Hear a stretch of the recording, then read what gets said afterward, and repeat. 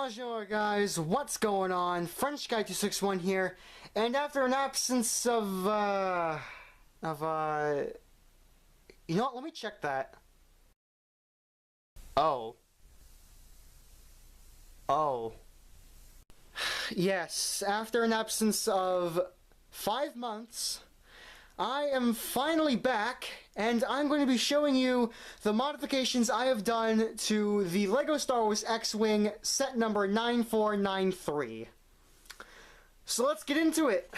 Alright, so here's the X-Wing itself. I'm going to start at the nose. So here's the nose.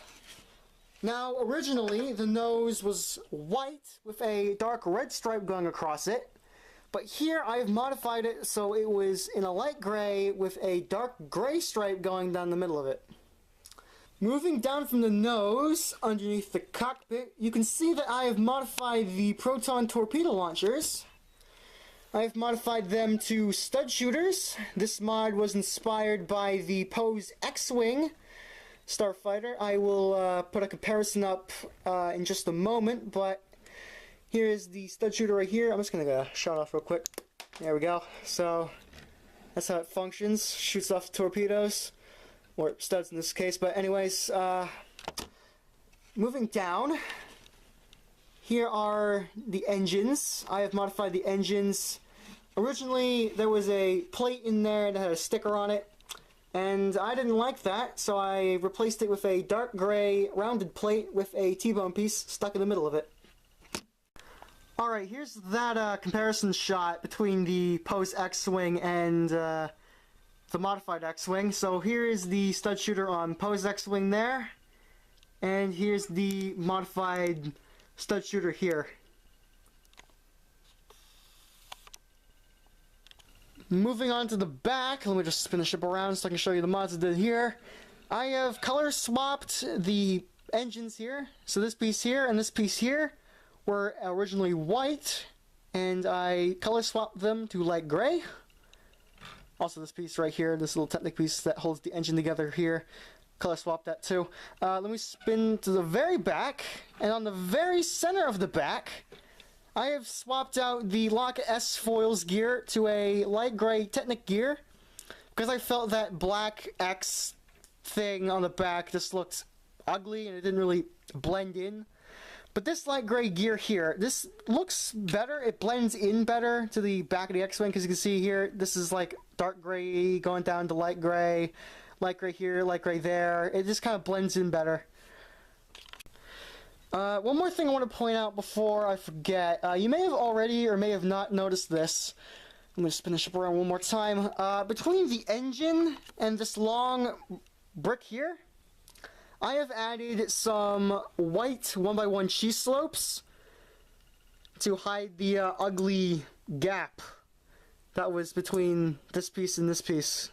Before I forget, I'm just going to point out this little color swap I did here.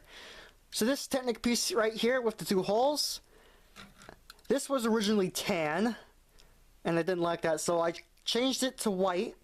And this white brick right here, I have changed from dark red to white, because I felt that it just blended in so much better. Ooh, look at that. Ooh, that's a pretty cool head-on shot. Alright, now we're going to take a close examination of the cockpit, so let me just get that open. There we are.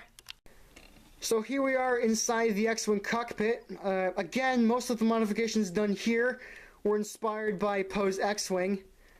Down in there is the skeleton leg acting as the joystick, and above it is the heads-up display or control panel.